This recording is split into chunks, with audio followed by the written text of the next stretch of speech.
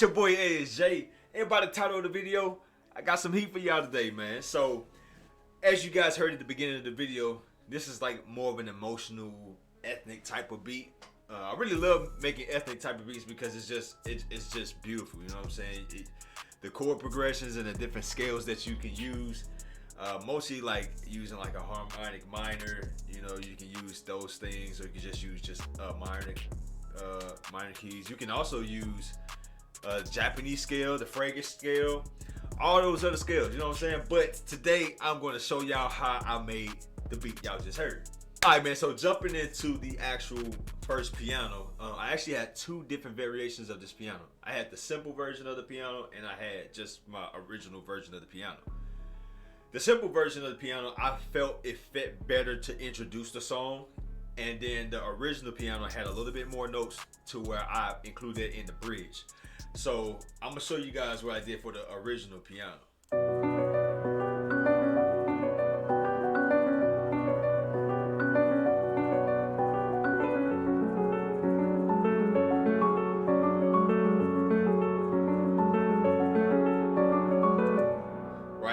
So essentially what I did was I took this progression that I made and I basically copied it over. I added like a ghost note here, or a grace note. I would say a grace note to kind of like introduce this section right here into the actual pickup, to where I actually dropped it 5 semitones.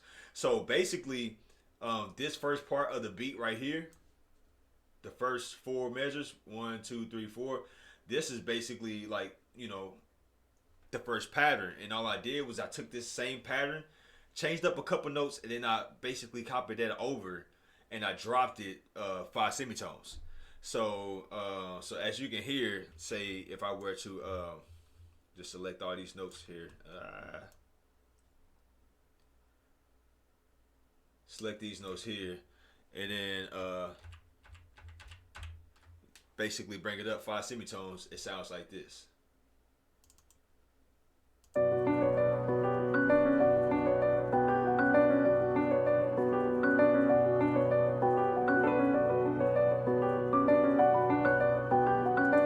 You see what I'm saying? But then when you drop it 5 semitones, it sounds like this.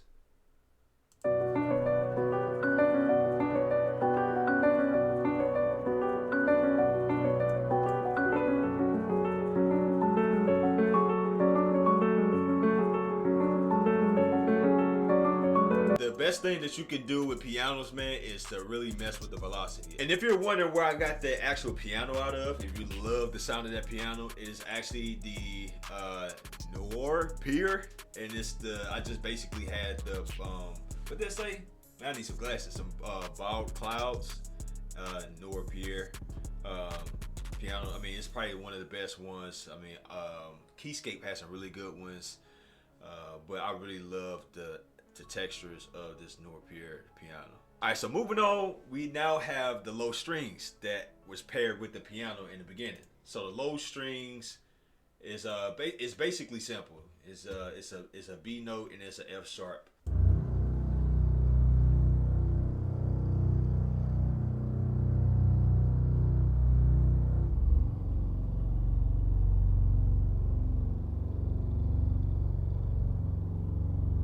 So that string came out of Expand, and it is the big soft strings. Alright, so for the third part of the introduction, I added this pad, you know, and I wanted to do a little bit something different with the pad. I wanted to pan it to go from one ear to kind of sway in the middle towards the end and then fall out to the left, to kind of sway the listener to place them in a mood of like either like eerie or like loneliness. That's what I was getting from this beat. This beat's called Lonely Nights, right? So so basically this is how this pad went.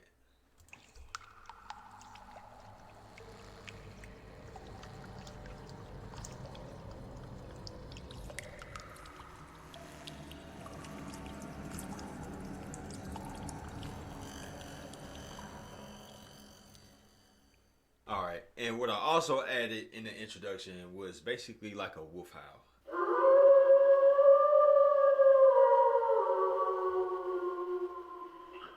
Alright, so now I'm going to basically show you how the introduction sounds.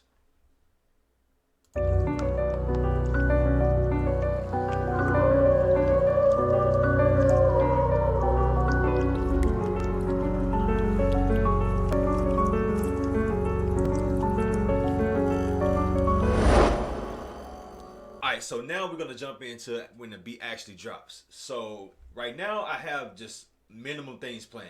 Right now I have the actual piano, I have a rim, a hi-hat, just a regular like open hat, an 808, and a crash.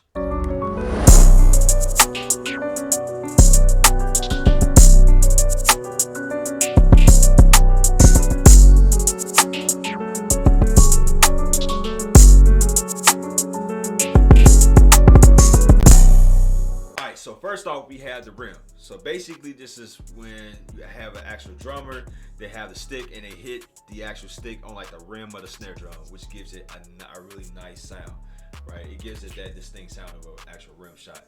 But I use that rim shot as how you would say a snare would be used, and I just put in just a simple snare pattern.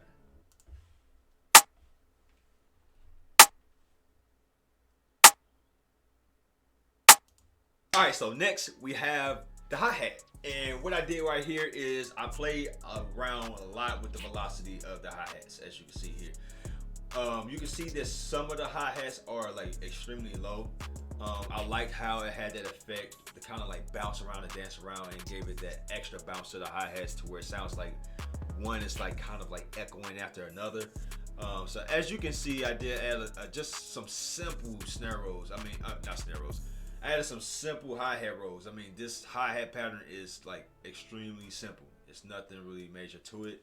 And this is how this sounds.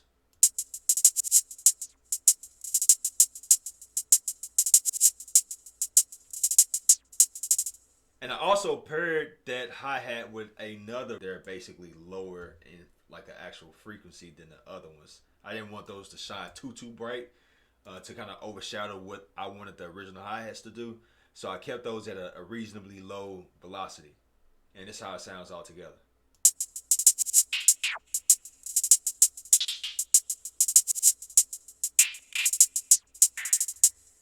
Right? And then we also got some panning going on too. So I like to pan the hi-hats. I like to do a lot of things with the velocity with the hi-hats. And the more you do, I would say in reason, if you're trying to go for like a placement beat, you know, you really want to kind of be creative with the hi-hats, but you don't want to go too crazy to where you throw off the rapper with crazy patterns.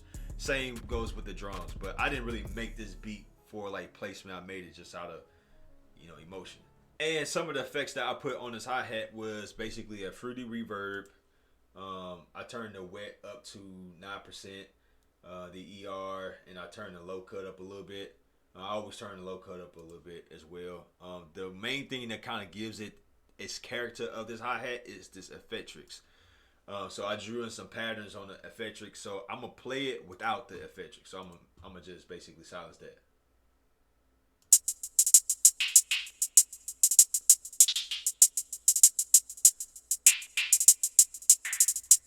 Right, still sounds good, but it doesn't sound nearly as good as it with the effectrix.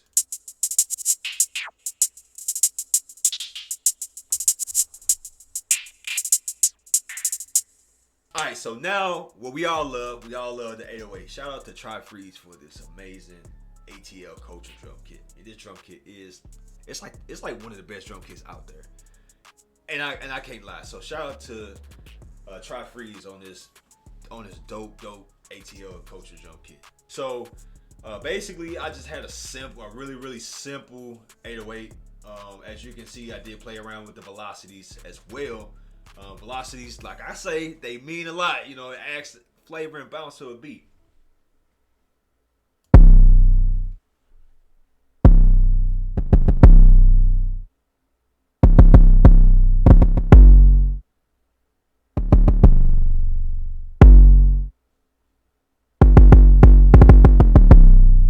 Alright, so for the last part of this one is the crash. And for the crash, I basically just had 2 points of where the crash actually hit. I had it hit on C and I had it hit on F. to get like that lower kind of griminess, and I also messed around with the velocities to have this hit a little bit lower. So I'm gonna kind of expand it out so then you can hear the exaggeration on that.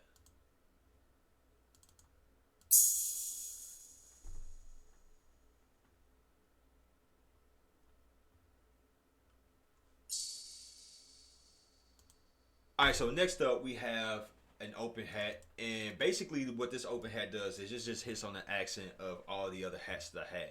This is like the first phase, just like the second phase, and they're basically on the same type of pattern. And the same for this one. And we also have an open hat that is basically like another accent of the other open hat that I had.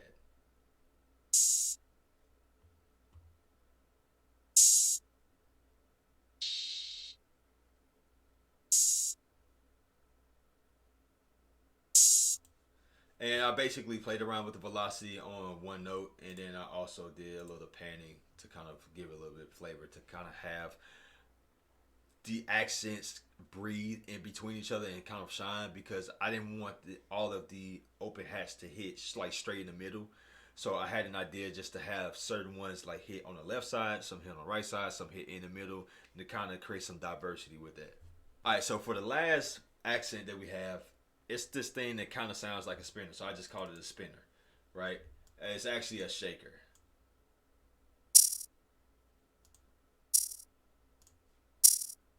So that's basically simple. It's a simple pattern, but it also hits on the accents of those two. All right, so next up we have the kick. And I know a lot of producers, they don't like using kicks nowadays, because you have 808s out there that really have that punch at the beginning of it, and it kind of rides, you know. But I felt that a kick was needed in this beat to create that down beat that I actually was like fiending for, you know. So I'm gonna just play the kick with the rest of the percussion because it sounds way better like that.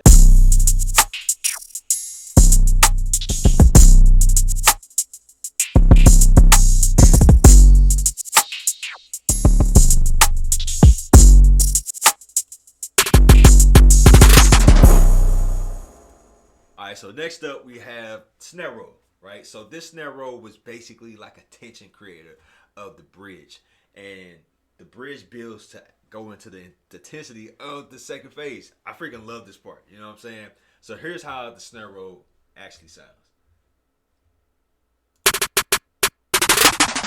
So as far as the melody part of this is, I added a string and a violin, and the string right here is basically like an arpeggiator that I got out of the Strings of Winter, and this is how that sounds.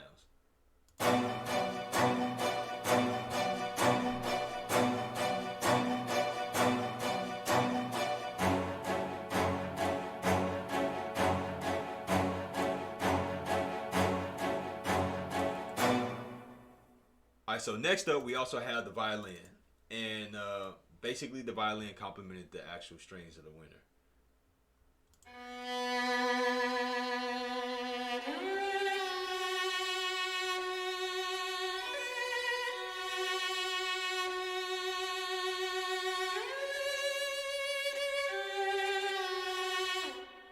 All right, so now it's time to move on to the bridge. And remember what I was saying in the beginning, to where I had an OG piano and I had basically a simple piano.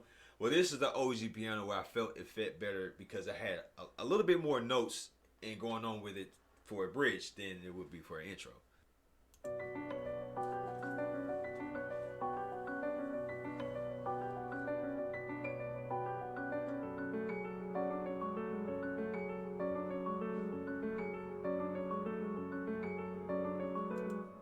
All right, so now we move on to the second violin of the bridge. And this one is, I have two violins on the same channel because first they're in unison and then they go into like a harmony phase.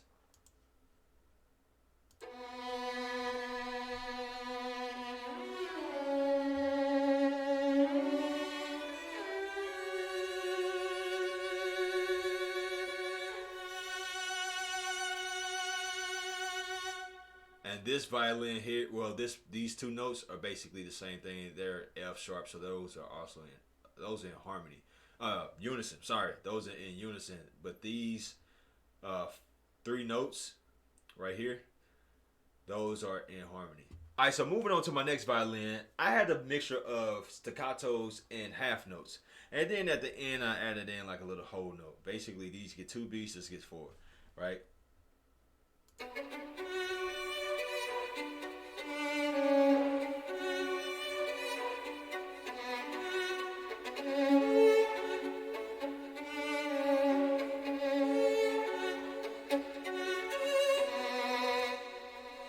Next up, we have our brass.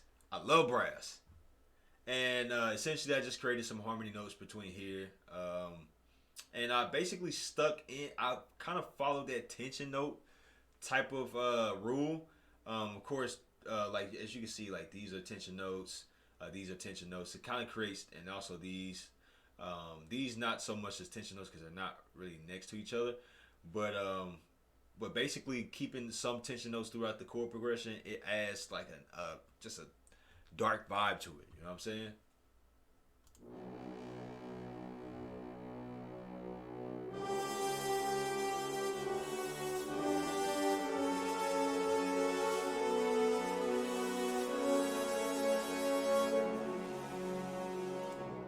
All right, so now I'm gonna show you guys the bridge. I had to basically just bring a rendering of the beat in because the bridge part of the beat, it was clipping with inside FL Studio and doing Streamlabs as well.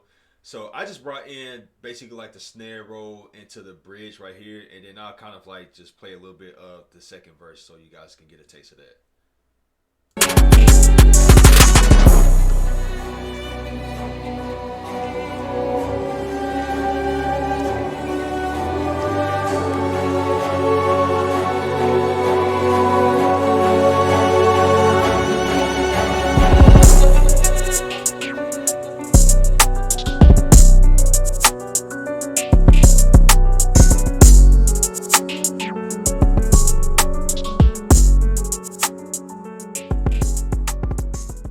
All right, so now we're back to the original project. The only thing that changed in this part are the 808s and the open hats that basically pairs with the 808s. It hits right on the 808 to create a little bit more crunch. So I'm going to basically solo out the 808 for y'all.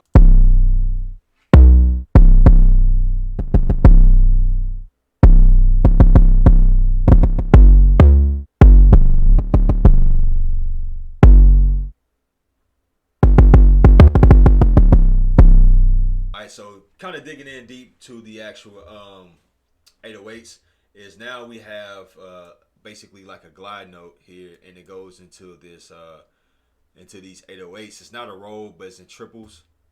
So I'm gonna just play that right here.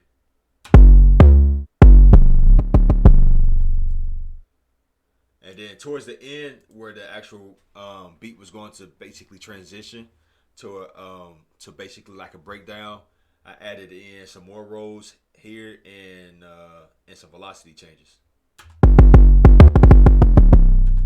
All right, so next up we have our open hat, and this is the basically what complements that 808 and give it an extra crunch, and it hits basically on the 808s.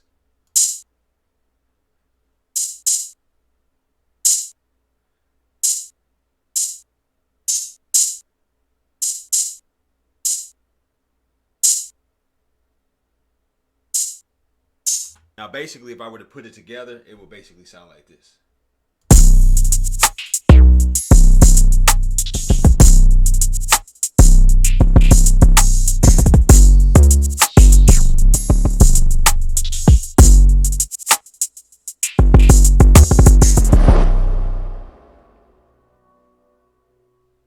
That ambient sound right there sound cold. All right, so jumping into this next part, we also have basically the breakdown. And I basically chopped some things up from the original pattern. As you can see, it's a little bit in depth here, but it's basically, once you get into this part, it's basically you're gonna find what works, what should be in place, and what should be taken out. So it's not really dedicated like a dedicated formula. It's basically you have to have an idea of like how you want that breakdown to kind of go. So basically, this is how this low hi-hat went.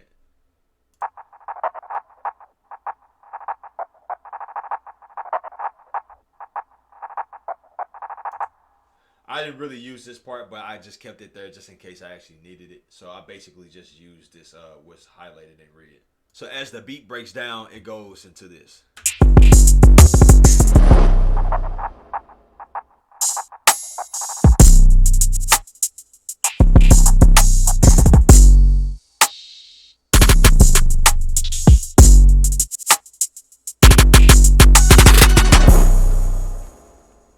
All right, so doing the last part of this beat, I just basically took a completely different structure of how I wanted it to end out.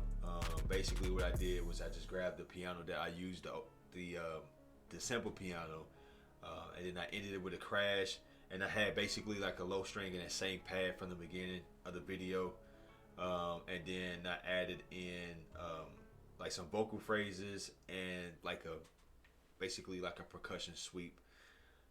And I'm going to show that now in this rendered out version so that you guys can get the actual full concept without it clicking and stuff like that.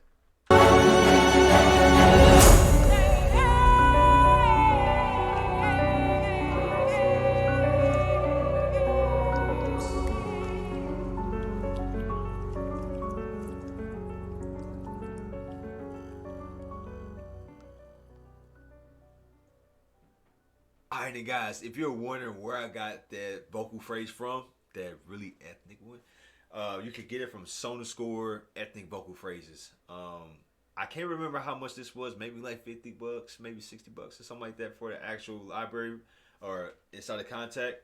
But I will basically show you guys how that sounds by itself so you can hear the quality of that.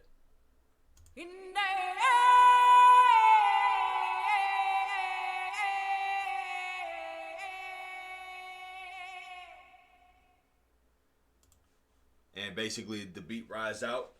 If you guys like this video, you guys love these beat tutorials, just leave it down in the comment section. You know, like, comment, and subscribe. Leave recommendations on other videos that you want me to do, beats you want me to make. Leave some suggestions. Like, hey Jay, can you make this type of beat? And then I'll mess around and I'll make it on video so you can see the progress on how I made that beat. These are just like beat tutorials on how I made, you know, I've already pre-made these breakdown beats. So without further ado, it's your boy ASJ. I'll catch you on the next one. Peace.